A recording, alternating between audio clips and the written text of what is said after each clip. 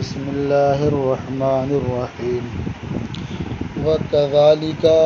قَوْلُهُ تَعَالَى وَارْكَعُوا مَعَ الرَّاكِعِينَ مطلق فی مسمى الرکوع۔ یہ اصول الشاشی کا صفحہ نمبر 99 ہے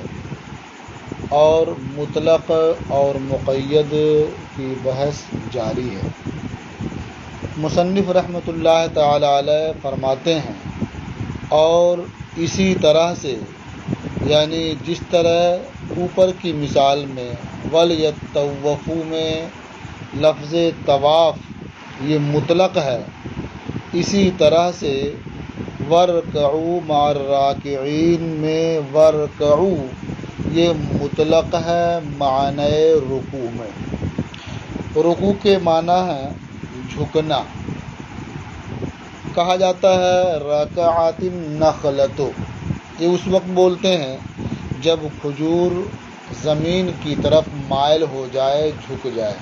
تو اس کا تنا سیدھا کھڑا ہوتا ہے، تھوڑا سا جھک جائے تو اس کے لیے رکعت النخلہ کہا جاتا ہے۔ اسی طرح سے آدمی قیام میں ہوتا ہے، جب اس کے بعد وہ جھکتا ہے قیام سے اسے رکوع کہا جاتا ہے۔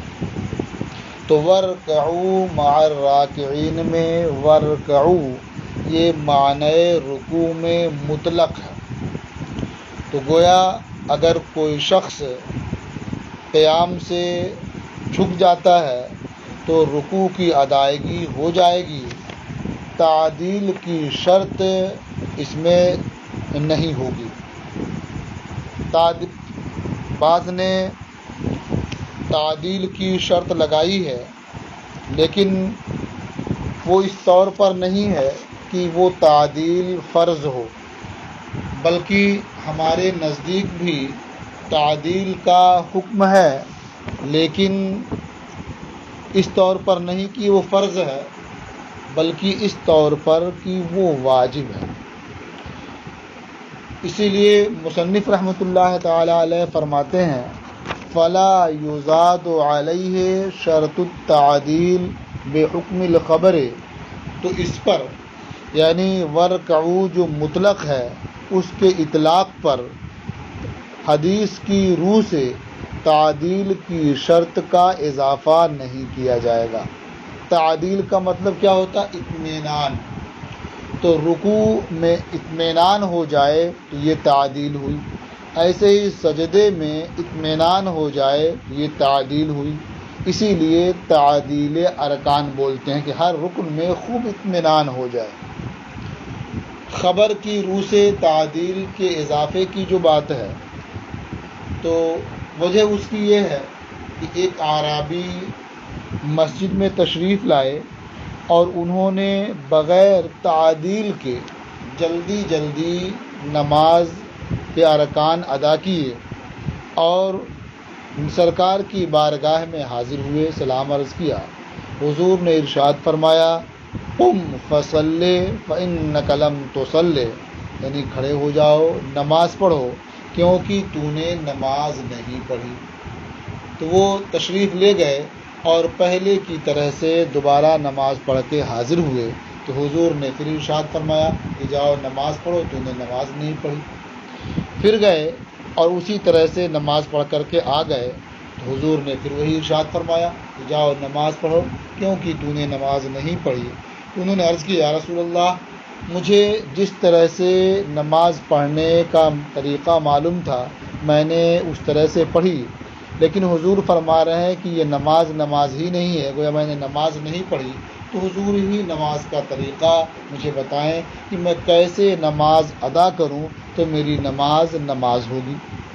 تو حضور نے تفصیل سے بیان فرمایا قیام وغیرہ کے بارے میں، قرات کے بارے میں، پھر فرمایا کہ اور جب تم رکوع کرو تو اس طرح سے کرو کہ تم رکوع میں مطمئن ہو جاؤ، تمہیں اطمینان ہو جائے۔ پھر رکوع سے کھڑے ہو تو کھڑے ہونے میں تمہیں اطمینان ہو جائے، پھر سجدے میں جاؤ یہاں تک کہ تمہیں سجدے میں اطمینان ہو جائے، پھر سجدے سے اٹھو، نقادہ کرو، یہ جلسے کی صورت ہو اس میں خوب اطمینان ہو جائے، پھر تم سجدے میں جاؤ، اس طرح تمہیں اطمینان ہو جائے۔ تو حضور نے تفصیل سے ہر رکن کے بارے میں بیان فرمایا اور یہ فرمایا کہ تم اسے اس طرح سے بجا لاؤ کہ تمہیں اس میں اطمینان ہو جائے۔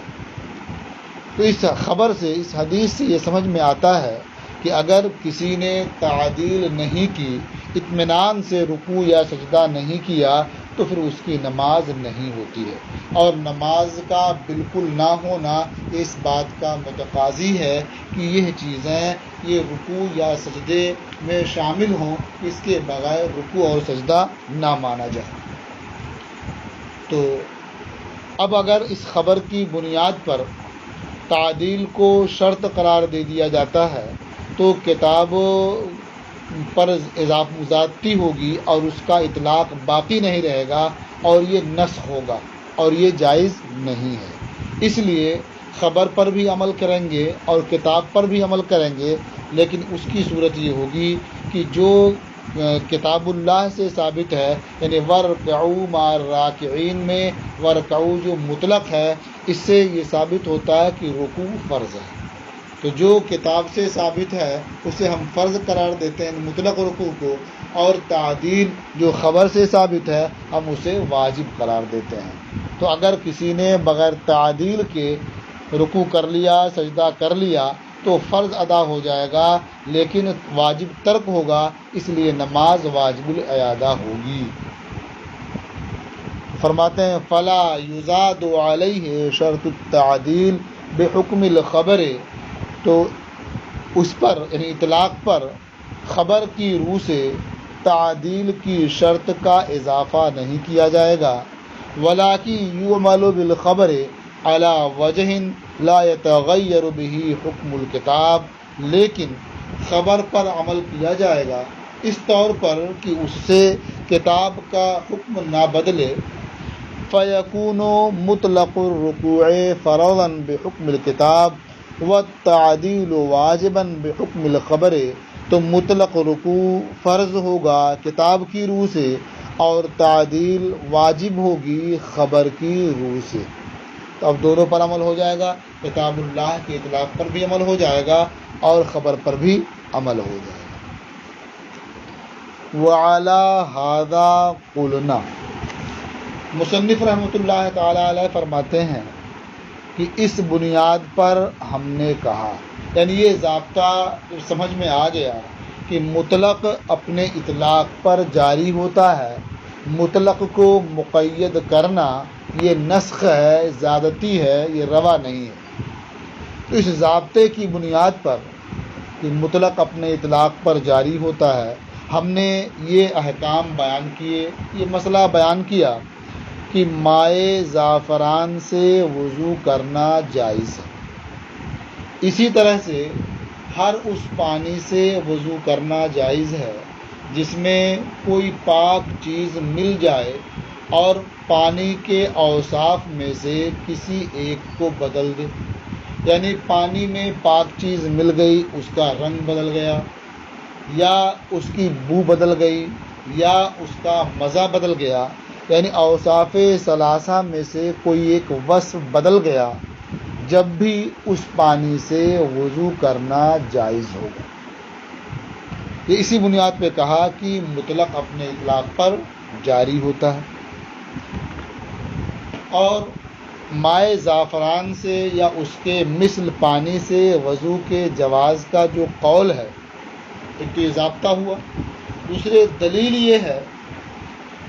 کہ تیمم کی طرف لوٹنے کا حکم اس وقت ہے جب مطلق ماء موجود نہ ہو، نہ ملے، اور ظاہر ہے کہ جب مائع زعفران موجود ہے تو مائع مطلق باقی رہا، اور مائع مطلق کے ہوتے ہوئے تیمم کرنے کی اجازت نہیں ہے، لہٰذا جب مائع زعفران ہے تو اس سے وضو کرے گا، آدمی اس صورت میں تیمم نہیں کر سکتا۔ اب یہاں ایک سوال یہ ہوتا ہے کہ مائع زعفران یہ تو مطلق نہیں رہا بلکہ مقید ہو گیا، زعفران کی قید سے وہ مقید ہو گیا، تو اس کا جواب یہ ہے کہ اضافت یا توصیف کی بنیاد پر ہر چیز مقید نہیں ہو جاتی ہے، یعنی وہ یہ اضافت یا یہ توصیف یہ کی قید شے کو اس کے اطلاق سے الگ نہیں کرتی ہے، اسے تبدیل نہیں کرتی ہے، بلکہ اسے اور ثابت کر دیتی ہے۔ جیسے کہا جاتا ہے ماء البیر، کنویں کا پانی، تو بیر کی طرف اضافت ہوئی۔ اس اضافت کی وجہ سے کوئی بھی دانا شخص یہ نہیں کہہ سکتا کہ کنویں کا پانی یہ مائع مطلق نہیں ہے، بلکہ یہ مائع مقید ہو گیا۔ یا الماء السخین، گرم پانی، یا الماء البارد، ٹھنڈا پانی۔ تو یہ صفت ذکر کی گئی، تو اس کی وجہ سے کوئی بھی دانا آدمی یہ نہیں کہتا کہ یہ مائع مطلق نہیں رہا، یہ مائع مقید ہو گیا۔ سب اسے مائع مطلق سمجھتے ہیں، اور اگر کوئی کسی سے کہے کہ پانی لے آؤ اور وہ گرم موسم میں ٹھنڈا پانی لے آیا تو وہ نافرمان نہیں کہا جائے گا، بلکہ فرما بردار ہوگا اور ذہین سمجھا جائے گا۔ ٹھنڈک کے موسم میں کہا وضو کرنا، پانی لے آؤ، گرم پانی لے آیا تو وہ فرما بردار ہوگا اور وہ سمجھا جائے گا کہ بہت ہوشیار ہے، بہت سمجھدار ہے کہ موسم کے لحاظ سے اچھا پانی لے آیا۔ تو معلوم ہوا کہ سخین کی صفت نے پانی کو مطلق ماء سے الگ نہیں کیا،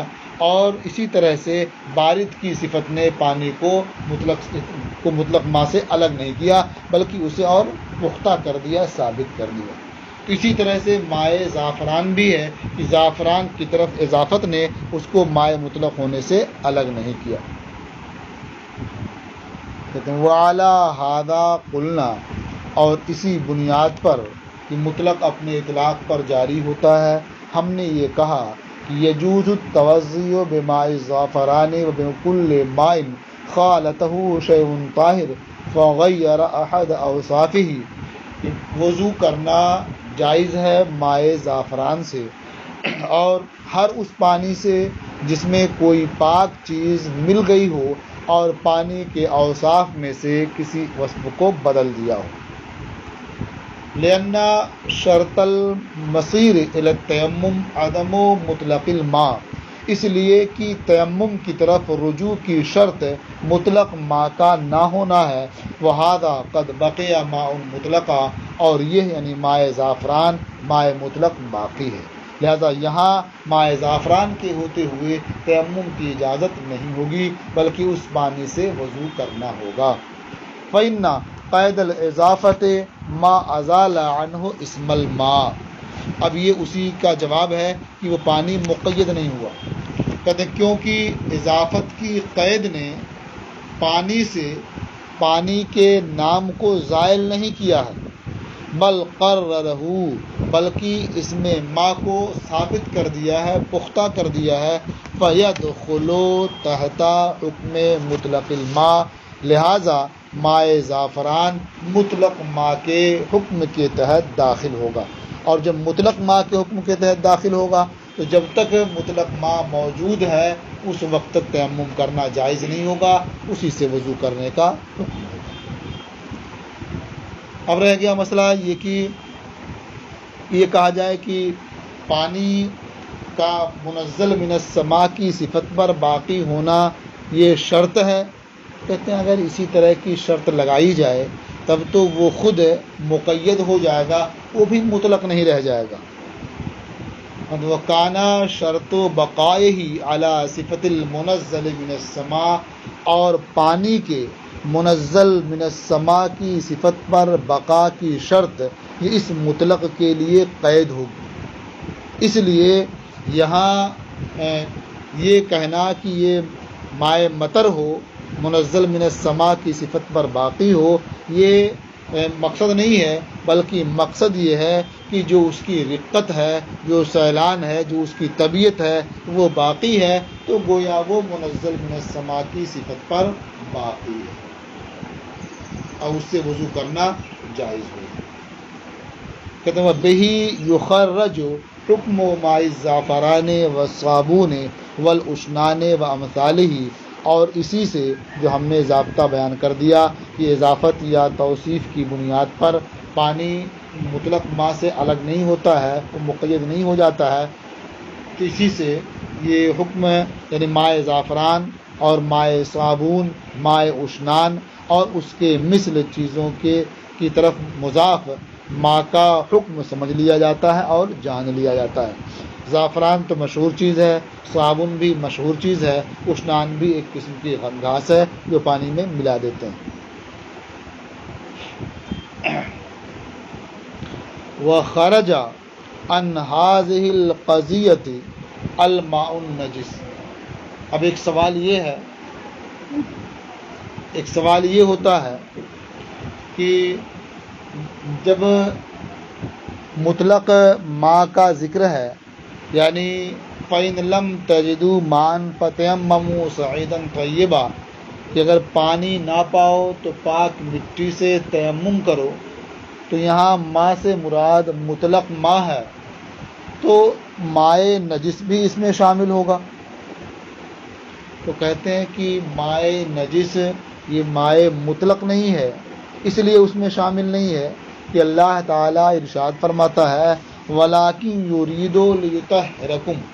کہ اللہ چاہتا ہے کہ تمہیں پاک کر دے، یعنی جو اس نے تمہیں وضو کا حکم دیا ہے، غسل کا حکم دیا ہے، اس لیے کہ تمہیں پاک کر دے۔ تو اللہ چاہتا ہے کہ تمہیں پاک کر دے، اور ظاہر ہے کہ مائع نجس یہ مفید طہارت نہیں ہے، لہٰذا مان سے یہ مائع نجس خود ہی نکل گیا، وہاں ماء سے مراد مائع طاہر ہے، مائع نجس نہیں ہے۔ اب مائع طاہر میں یہ مائع زعفران بھی ہے، مائع بیر بھی ہے، مائع عین بھی ہے، یہ سب ہیں۔ تو فرماتے ہیں وَخَرَجَ عَنْ هَٰذِهِ الْقَضِيَّةِ الْمَاءُ النَّجِسُ، اور اس حکم سے مائع نجس نکل گیا اللہ تعالیٰ کے اس ارشاد کی وجہ سے وَلَٰكِن يُرِيدُ لِيُطَهِّرَكُمْ، لیکن اللہ یہی چاہتا کہ تمہیں پاک کر دے۔ وَالنَّجْسُ لَا يُفِيدُ الطَّهَارَةَ، اور مائع نجس یہ مفید طہارت نہیں ہے۔ وَبِهَٰذِهِ الْإِشَارَةِ عُلِمَ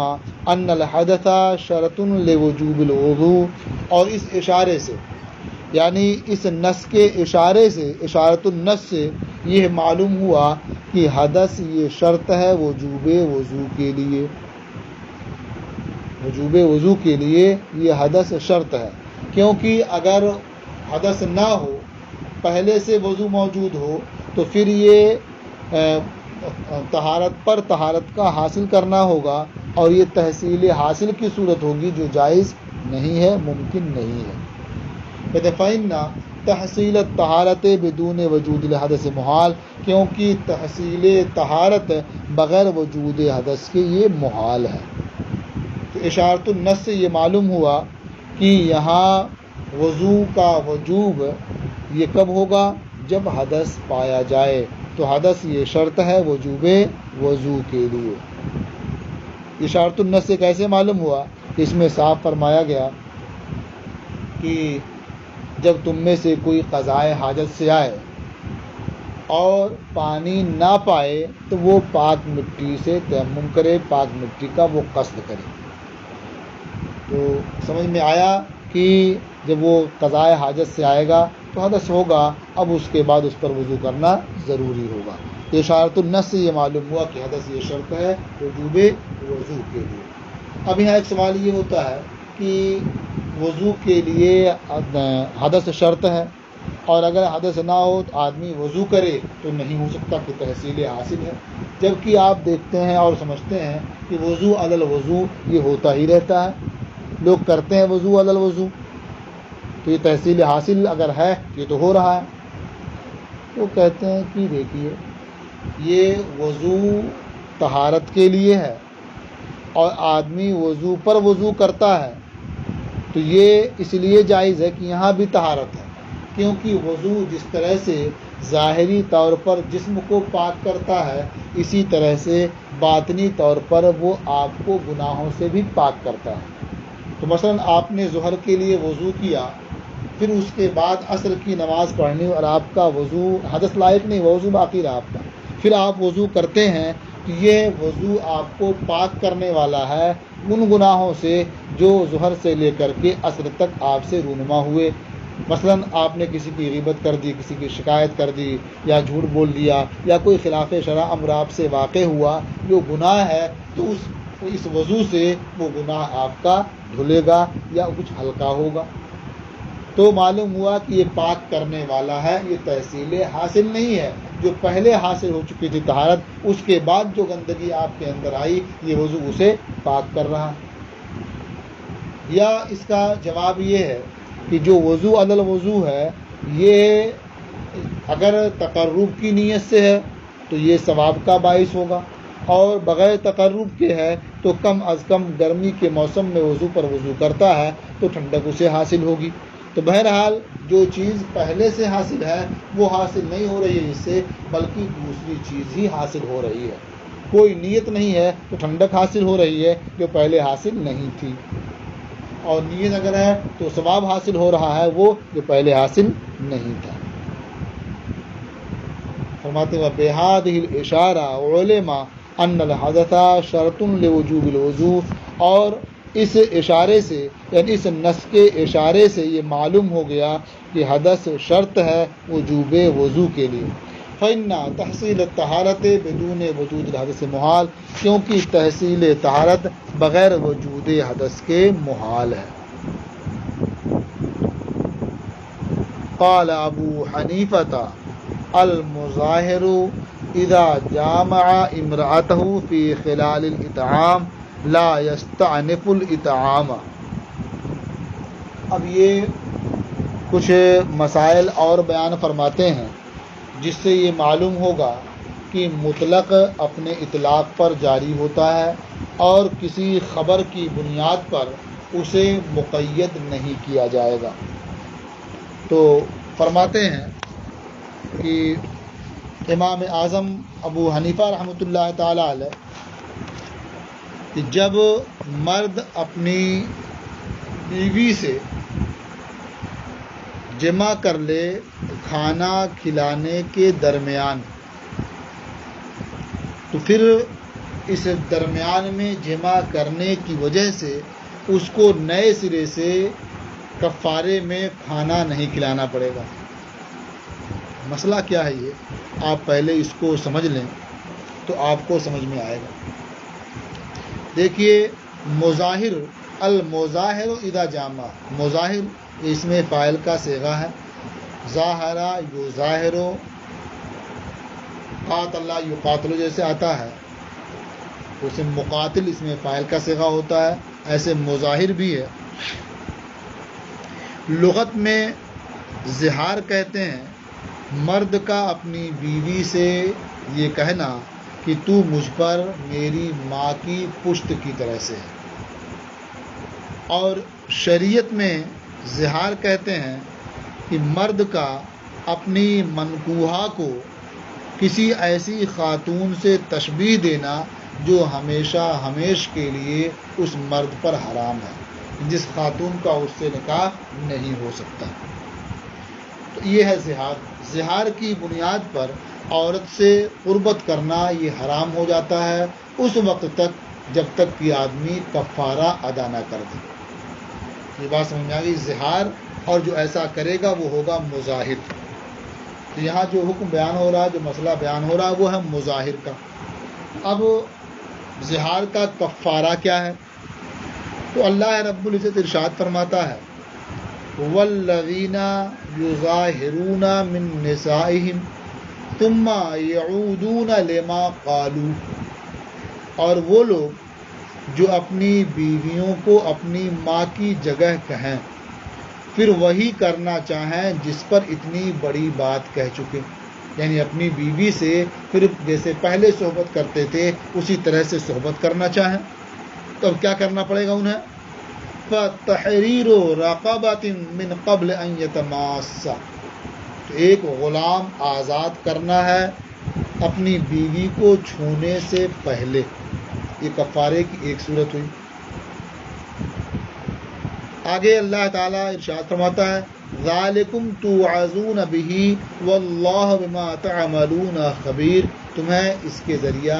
نصیحت کی جاتی ہے اور اللہ تمہارے کاموں سے باخبر ہے۔ فَمَن لَمْ يَجِدْ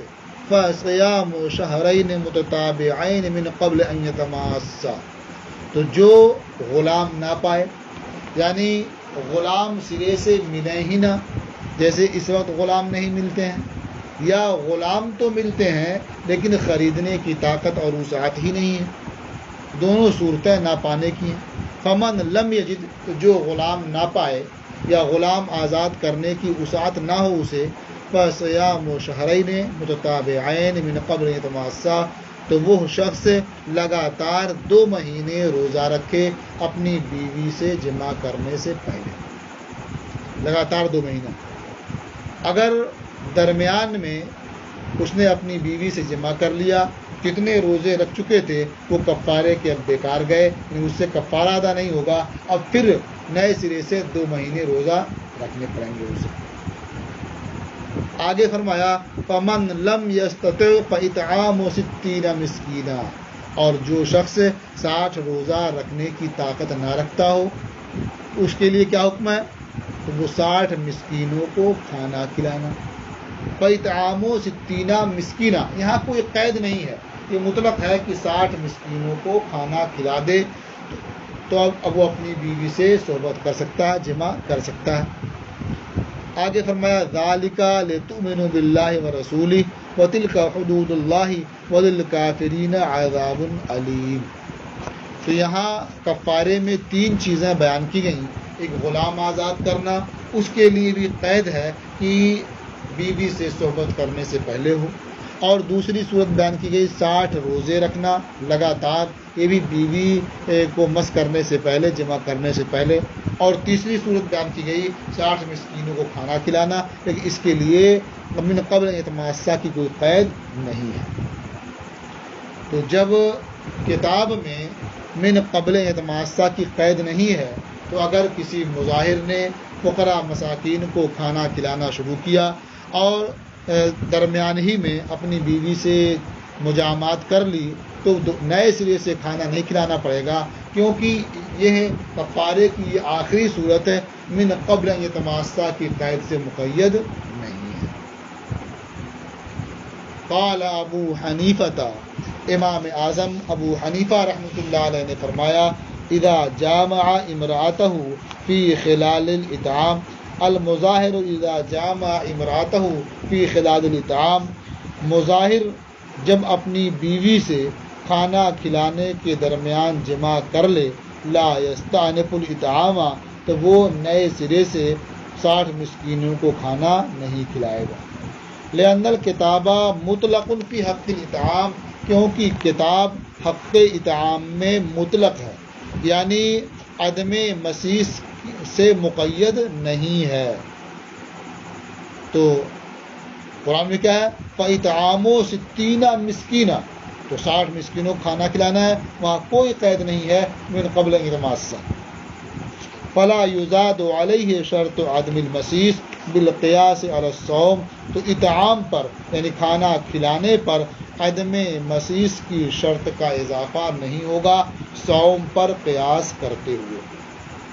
یہ صوم پر قیاس کرنا کیا ہے؟ یعنی کفارے کی ایک صورت جو روزہ رکھنا ہے تو اس میں کیا ہے کہ فصیام شہرین متتابعین من قبل ان یتماسا، تو روزہ رکھنے والی صورت میں یہ قید ہے کہ یہ بیوی سے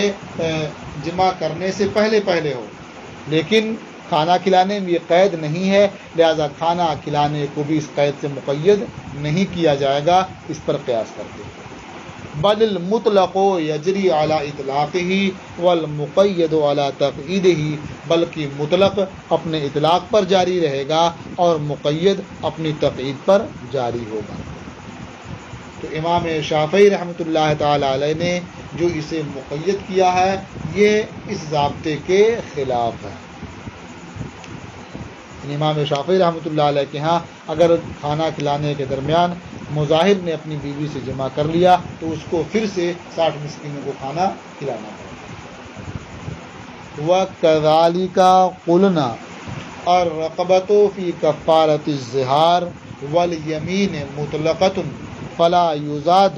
عَلَيْهِ شَرْطُ الْإِيمَانِ بِالْقِيَاسِ عَلَى كَفَّارَةِ الْقَتْلِ۔ کہتے ہیں اسی طرح سے جیسے اطعام ہے 60 مسکینوں کو کھانا کھلانا، یہ مطلق ہے، اور باقی اس کے کفارے کی زہار کے کفارے کی 2 صورتیں جو مقید ہیں۔ اسی طرح سے ہم نے کہا کہ کفارہ زہار میں جو رقبہ ہے یعنی غلام آزاد کرنا ہے یہ مطلق ہے، اور کفارہ یمین میں جو غلام آزاد کرنا ہے یہ مطلق ہے، یعنی وہاں ایمان کی قید نہیں ہے، لہٰذا اس پر ایمان کی شرط کا اضافہ نہیں ہوگا کفارہ قتل پر قیاس کرتے ہوئے۔ آپ نے زہار والے کفارے میں یہ پڑھ لیا کہ اللہ تعالیٰ نے فرمایا فَتَحْرِيرُ رَقَبَةٍ مِّن قَبْلِ أَن يَتَمَاسَّا، تو ایک غلام آزاد کرنا ہے بیوی سے جمع کرنے سے پہلے، یہاں غلام کسی قید سے مقید نہیں ہے۔ ایسے ہی کفارہ یمین کے بارے میں ہے، اللہ تعالیٰ ارشاد فرماتا ہے لا یؤاخذکم اللہ باللغو فی ایمانکم ولکن یؤاخذکم بما عقدتم الایمان، جو یمین منعقدہ ہے، جن قسموں کو تم نے پختہ کر لیا ہے، اس کا کفارہ بیان کرتے ہوئے اللہ نے فرمایا فَكَفَّارَتُهُ إِطْعَامُ 10 مَسَاكِينَ مِنْ أَوْسَطِ مَا تُطْعِمُونَ أَهْلِيكُمْ أَوْ كِسْوَتُهُمْ أَوْ تَحْرِيرُ رَقَبَةٍ، یہاں بھی کفارے کی 3 صورتیں بیان کی گئیں۔ پہلے 10 مسکینوں کو کھانا کھلانا، یا انہیں کپڑے پہنانا، یا غلام آزاد کرنا۔ یہاں بھی مطلقاً ہے تحریر رقبۃ، غلام آزاد کرنا، رقبہ ایمان کی قید سے مقید نہیں ہے۔ پھر اس میں آگے اللہ نے فرمایا فمن لم یجد فصیام 3 ایام ذالک کفارۃ ایمانکم اذا حلفتم۔ تو کہنا یہ ہے کہ کفارہ یمین میں رقبہ کے آزاد کرنے کا حکم ہے، لیکن وہاں رقبہ مطلق ہے، ایمان کی قید سے مقید نہیں ہے۔ اسی طرح سے کفارہ زہار میں غلام آزاد کرنے کا حکم ہے، لیکن وہ ایمان کی قید سے مقید نہیں ہے۔ ہاں، کفارہ قتل میں جو غلام آزاد کرنا ہے وہ ایمان کی قید سے مقید ہے۔ اللہ تعالیٰ نے ارشاد فرمایا وَمَنْ قَتَلَ مُؤْمِنًا خَطَأً فَتَحْرِيرُ رَقَبَةٍ مُؤْمِنَةٍ، اور جو کسی مومن کو غلطی سے قتل کر دے تو ایک مومنہ رقبہ یعنی مومن غلام آزاد کرنا ہے۔ تو کفارے کی 3 صورتیں ہوئیں۔ قتل کے کفارے میں جو رقبہ آزاد کرنا ہے اس کے لیے ایمان کی شرط ہے، اور زہار اور یمین میں جو رقبہ آزاد کرنے کا حکم ہے اس میں ایمان کی شرط نہیں ہے، لہٰذا کفارے کی جو صورت مطلق رکھی جائے گی، اور جو مقید ہے اسے مقید رکھا جائے گا، برخلاف امام شافعی رحمۃ اللہ علیہ کے کہ انہوں نے کفارہ قتل پر قیاس کرتے ہوئے کفارہ زہار اور کفارہ یمین میں بھی غلام کو ایمان کی قید سے مقید کیا ہے۔ وَكَذَلِكَ قُلْنَا، اور اسی طرح سے ہم نے کہا الرقبۃ فی کفارۃ الزہار والیمین مطلقۃ، رقبہ کفارہ زہار اور کفارہ یمین میں یہ مطلق ہے، فلا یزاد علیہ شرط الایمان، تو اس پر ایمان کی شرط کا اضافہ نہیں کیا جائے گا، بالقیاس علی کفارۃ القتل، کفارہ قتل پر قیاس کرتے ہوئے، جیسا کہ امام شافعی نے کیا ہے، کیونکہ اگر اضافہ کرتے ہیں کہ یہ نسخ ہوگا اور مطلق اپنے اطلاق پر باقی نہیں رہ جائے گا۔ اب یہاں ایک سوال ہوتا ہے کہ اگر امام شافعی رحمۃ اللہ تعالی علیہ نے کفارہ قتل پر قیاس کرتے ہوئے کفارہ زہار اور کفارہ یمین میں رقبہ کو ایمان کی قید سے مقید کر دیا، تو آپ کہتے ہیں کہ یہ روا نہیں ہے، یہ نسخ ہے، حالانکہ آپ نے بھی مسح راس میں ایسے ہی کیا ہے کہ مسح راس میں کتاب مطلق بعض کے مسح کو ثابت کرتی ہے، اور آپ نے مقدار ناسیہ سے مقید کر دیا ہے خبر کی بنیاد پر۔ خبر کیا ہے؟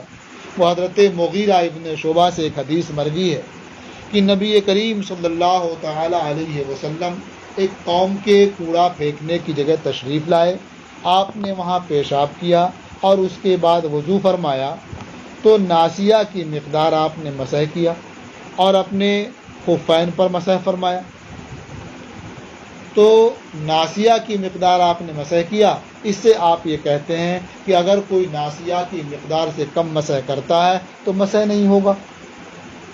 جبکہ کتاب میں ہے وَامْسَحُوا بِرُؤُوسِكُمْ، یہ مطلق ہے مسح راس میں، تو کتاب مطلق بعض کے مسح کو ثابت کرتی ہے اور آپ اسے خبر کے ذریعہ ناسیہ کی مقدار سے مقید کر دیتے ہیں، تو یہ کام تو آپ نے بھی کیا کہ کتاب کے مطلق کو مقید کر دیا خبر کے ذریعہ۔ اسی طرح سے کتاب حرمت غلیظہ کے ختم ہونے میں انتہا میں یہ مطلق ہے نکاح کے ذریعہ، یعنی اگر کوئی شخص اپنی بیوی کو 3 طلاق دے دے تو حرمت غلیظہ ثابت ہو جاتی ہے، اب وہ عورت اس مرد کے لیے حلال نہیں رہتی ہے۔ یہ حرمت غلیظہ ختم کب ہوگی، حلال کب ہوگی اس مرد کے لیے، جب وہ اس عورت کا کسی دوسرے مرد سے نکاح ہو جائے۔ قرآن پاک میں ہے فَإِن طَلَّقَهَا فَلَا تَحِلُّ لَهُ حَتَّى تَنكِحَ زَوْجًا غَيْرَهُ، یہاں تک کہ وہ دوسرے شوہر سے نکاح کر لے۔ تو معلوم ہوا کہ دوسرے شوہر سے نکاح کر لینے سے حرمت غلیظہ ختم ہو جائے گی، اب پہلے شوہر کے لیے وہ حلال ہو جائے گی، حالانکہ آپ نے اسے دخول سے مقید کر دیا ہے۔ آپ یہ کہتے ہیں کہ صرف نکاح کر لینے سے وہ زوج اول کے لیے حلال نہیں ہوگی، بلکہ زوج اول کے لیے اس وقت حلال ہو سکے گی جب یہ جس مرد سے نکاح کیا ہے وہ مرد اس کے ساتھ جماع بھی کرے، وطی کرے۔ تو آپ نے اسے حدیث امرأۃ رفاعہ سے دخول کی قید سے مقید کر دیا ہے۔ یہ حدیث امرأۃ رفاعہ کیا ہے وہ آپ حاشیے میں دیکھ سکتے ہیں کہ ام المومنین حضرت عائشہ صدیقہ رضی اللہ تعالی عنہا سے مروی ہے کہ امرأۃ رفاعہ یعنی حضرت رفاعہ کی بیوی نے یہ عرض کیا کہ میں رفاعہ قرظی کے نکاح میں تھی، انہوں نے مجھے 3 طلاقیں دے دیں، تو میں نے ان کے بعد عبد الرحمن ابن زبیر سے نکاح کر لیا، لیکن میں نے انہیں نامرد پایا۔ تو نبی کریم علیہ الصلوۃ والسلام نے پوچھا اتریدین ان تعودی الی رفاعہ، کیا تو رفاعہ کی طرف لوٹنا چاہتی ہے، یعنی دوبارہ رفاعہ سے نکاح کرنا چاہتی ہے؟ انہوں نے کہا ہاں۔ تو حضور نے ارشاد فرمایا اللہ نہیں، تو ان سے ابھی نکاح نہیں کر سکتی حتی تذوق من عسیلتہ ویذوق ہوا من عسیلتک، یہاں تک کہ تو ان کا شہد چکھ لے اور وہ تمہارا شہد چکھ لیں، یعنی تم دونوں میں صحبت ہو جائے، مجامعات ہو جائے، ایک دوسرے سے لذت آشنا ہو جائیں، اس کے بعد ہی پہلے والے شوہر سے نکاح کے رواں ہونے کی صورت بن سکتی ہے۔ تو اس سے یہ معلوم ہوا، یعنی اس سے آپ نے یہ کہا کہ دخول جب تک نہیں ہوگا جب تک وہ زوج اول کے لیے حلال نہیں ہو سکتی۔ تو حدیث امرأۃ رفاعہ کی بنیاد پر آپ نے کتاب اللہ کے مطلق کو مقید کر دیا، یہ کام تو آپ بھی کرتے ہیں۔ یہ اعتراض ہے احناف پر۔ دیکھیے ان قیلا،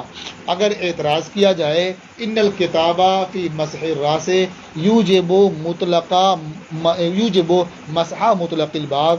کہ کتاب مسح راس میں مطلق بعض کے مسح کو ثابت کرتی ہے، وقد قیدتموہ بمقدار الناسیۃ بالخبر، اور آپ نے مطلق کتاب کو خبر کے ذریعہ مقدار ناسیہ سے مقید کر دیا ہے۔ ایک اعتراض ہوا۔ دوسرا اعتراض والکتاب مطلق فی انتہاء حرمت الغلیظہ بالنکاح، اور کتاب حرمت غلیظہ کے انتہا میں، حرمت غلیظہ کے ختم ہونے میں نکاح کے ذریعہ یہ مطلق ہے، نکاح کے ذریعہ حرمت غلیظہ کے ختم ہونے کے مسئلے میں مطلق ہے۔ وقد قیدتموہ بالدخول بحدیث امرأۃ رفاعہ، اور آپ نے امرأۃ رفاعہ کی حدیث کی بنیاد پر اسے دخول کی قید سے مقید کر دیا۔ گویا مطلق کو مقید کرنے کا کام تو آپ بھی کرتے ہیں، 2 جگہ یہ خود ہی سامنے ہے۔ اس کا جواب قلنا، ہم کہتے ہیں، یعنی ان دونوں اعتراضوں کا جواب دیتے ہیں، کہتے ہیں ان الکتابہ لیسا بمطلق فی باب المسح، یعنی مسح راس کا جو مسئلہ ہے وہاں وامسحوا برؤوسکم میں جو حکم مسح ہے یہ مطلق نہیں ہے، اس لیے کہ جب حکم مطلق ہو تو کسی بھی فرد کو آدمی بجا لائے تو مامور بہی کا ادا کرنے والا ہوتا ہے، مامور بہی کا بجا لانے والا ہوتا ہے۔ اور مسح راس کے مسئلے میں ایسا نہیں ہے، کیونکہ اگر کوئی نصف پر مسح کر لے یا کوئی ثلث پر مسح کر لے، کوئی 2 ثلث پر مسح کر لے، تو اگر سب کو یہ کہنا چاہیے کہ اس نے مامور بہی کو ادا کر لیا، تو اس کا مطلب مامور بہی یہ فرض ہے، ثلثین پر مسح کیا، اگر مامور بہی کا بجا لانے والا ہوا تو مطلب کیا ہوا کہ ثلثین پر مسح کرنا فرض ہے۔ نصف پر مسح کرنے کی وجہ سے اگر کوئی مامور بہی کا بجا لانے والا ہوا تو اس کا مطلب نصف پر مسح کرنا فرض ہے۔ تو اس طرح سے یہ نصف یا ثلثین یا ثلث یا ربع جو بھی ہو، کسی بھی طرح سے کوئی مسح کر لیتا تو اسے یہ کہا جاتا کہ یہ مامور بہی کا بجا لانے والا ہے، حالانکہ کوئی اس کا قائل نہیں ہے کہ نصف بھی فرض ہو، ثلث بھی فرض ہو، ثلثین بھی فرض ہو، کوئی اس کا قائل نہیں ہے۔ تو اس سے سمجھ میں آیا کہ مسح راس کا جو حکم ہے یہ مطلق نہیں ہے، کیونکہ مطلق اگر ہوتا تو کسی بھی فرد کو کوئی بجا لاتا تو مامور بہی کا بجا لانے والا ہوتا۔ تو اب یہ مطلق ہے تو ہے کیا؟ کہتے ہیں یہ مطلق نہیں ہے بلکہ مجمل ہے، یعنی اللہ تعالیٰ نے فرمایا کہ وَامْسَحُوا بِرُؤُوسِكُمْ، اپنے سر کا مسح کرو، تو یہ مجمل ہے۔ مسح کرنے کا حکم تو معلوم ہو گیا، لیکن کہاں سے کہاں تک مسح کرنا ہے، کتنی مقدار مسح کرنی ہے، یہ ہے مجمل۔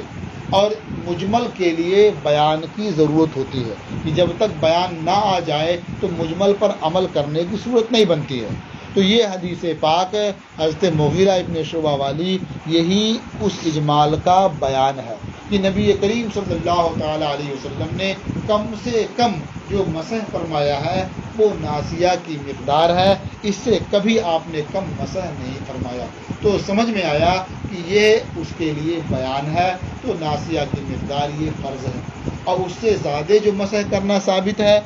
وہ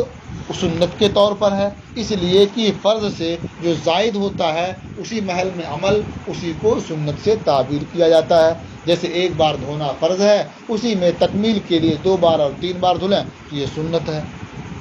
تو معلوم ہوا کہ کتاب مسح راس کے سلسلے میں مطلق نہیں ہے بلکہ مجمل ہے، اور مجمل کے لیے بیان کی ضرورت ہوتی ہے۔ تو ہم نے خبر کے ذریعہ کتاب اللہ کی مطلق کو مقید نہیں کیا ہے بلکہ اس کے مجمل کو ہم نے واضح کر دیا ہے اس بیان کے ذریعے۔ قلنا ان الکتاب لیس بمطلق فی باب المسح، کتاب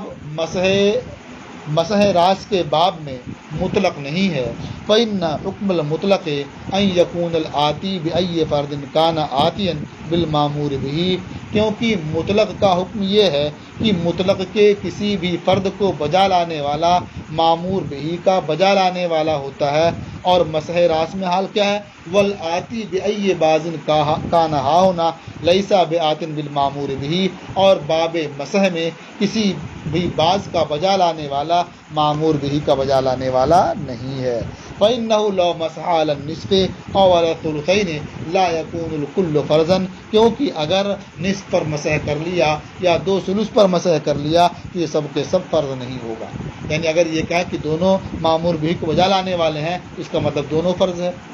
وبه فارق المطلق المجمل، اور اس سے مطلق مجمل سے جدا ہو گیا اور دونوں کا فرق سمجھ میں آ گیا کہ مطلق میں کسی بھی فرد پر آدمی عمل کر لے تو مطلق پر عمل ہو جاتا ہے، اور مجمل کا حال یہ ہے کہ بغیر بیان کے اس پر عمل نہیں ہو پاتا ہے۔ یہ ایک اعتراض کا جواب ہو گیا۔ اب دوسرے اعتراض کا جواب، وَأَمَّا قید الدخول فقد قال البعض، اور دخول کی قید، جو حدیث امرات رفاع کی بنیاد پر دخول کی قید لگائی ہے، تو ایسا نہیں کہ وہاں مطلق کو مقید کر دیا، بلکہ اس کا بعض اصحاب نے یہ جواب دیا کہ یہ دخول کی قید بھی کتاب ہی سے ثابت ہے، حدیث امرات رفاع سے مقید نہیں کیا۔ یہ کتاب سے کیسے ثابت ہے؟ وہ اس طور پر کہ حتیٰ تنکحا زوجن غیرہ میں جو نکاح ہے یہ محمول ہے وطی پر، یہ محمول ہے وطی پر، اس لیے کہ عقد نکاح یہ مستفاد ہے لفظ زوج سے، حتیٰ تنکحا زوجن غیرہ، جو زوج کہا گیا اس کا مطلب یہ ہے کہ اس سے عقد نکاح ہوگا، اور تنکحہ یہ نکاح وطی کے معنی میں ہے۔ تو اب مطلب یہ ہوا یہاں تک کہ وہ خاتون کسی دوسرے شوہر سے وطی کرے، معلوم ہوا کہ وطی کی جو قید ہے یہ مستفاد ہے کس سے؟ کتاب اللہ ہی سے۔ اور اس سے وہ سوال کہ آپ نے خبر سے قید لگا دی، یہ سوال ختم ہو گیا کہ ہم نے خبر سے قید نہیں لگائی ہے، بلکہ جو کتاب کا حکم ہے اسی کو ہم نے ظاہر کیا ہے، واضح کیا ہے۔ اور لفظ نکاح وطی کے معنی میں بولا جاتا ہے۔ یہ ایک جواب ہوا۔ واما قید الدخول، اور رہا مسئلہ دخول کی قید کا، فقد قال البعض، تو ہمارے بعض اصحاب نے فرمایا ان النکاح فی النص حمل علی الوطی، کہ نکاح اس نص میں حتیٰ تنکحا زوجن غیرہ میں وطی پر محمول ہے، عقد پر محمول نہیں ہے۔ اذ العقد مستفاد من لفظ الزوج، اس لیے کہ عقد یہ مستفاد ہے لفظ زوج ہی سے، کیونکہ جو زانی ہوتا ہے اس پر زوج کا اطلاق نہیں ہوتا ہے، جس سے نکاح ہوگا اسی پر زوج کا اطلاق ہوتا ہے، تو نکاح کا مفہوم سمجھ میں آ گیا زوج سے۔ وبہذا یزول السوال، سوال اور اس سے جو سوال پیدا ہو رہا تھا وہ ختم ہو گیا، زائل ہو گیا۔ وقال البعض، اور ہمارے بعض اصحاب نے جواب دیا قید الدخول ثبت بالخبر، جو آپ اعتراض کر رہے ہیں کہ امرات رفاعہ کی حدیث سے آپ نے مقید کر دیا، کہتے ہیں یہ دخول جو قید کی ہے واقعی خبر ہی کے ذریعہ ہے، لیکن یہ خبر واحد نہیں ہے، بلکہ یہ خبر مشہور ہے، اور کتاب اللہ کو خبر واحد سے مقید کرنا جائز نہیں ہے۔ اگر خبر مشہور یا خبر متواتر ہو تو اس سے مقید کر سکتے ہیں اور کریں گے۔ وقال البعض، اور بعض اصحاب نے فرمایا قید الدخول ثبت بالخبر، دخول کی قید یعنی زوج ثانی کے جمع کرنے کی جو قید ہے یہ خبر سے ثابت ہے، لیکن یہ خبر واحد نہیں ہے۔ وجعلوا من المشاہیر، اور انہوں نے اس خبر کو اخبار مشہورہ میں سے قرار دیا ہے، اسے خبر مشہور کہا ہے۔ فلا یلزمہم تقیید الکتاب بخبر الواحد، تو ان پر خبر واحد کے ذریعہ کتاب کو مقید کرنا لازم نہیں آتا ہے، یہ الزام ان پر نہیں ہو سکتا، کیونکہ خبر مشہور سے کتاب پر زیادتی جائز ہے۔ یہ آپ کی دوسری فصل ختم ہوئی اور آج کا آپ کا سبق مکمل ہوا۔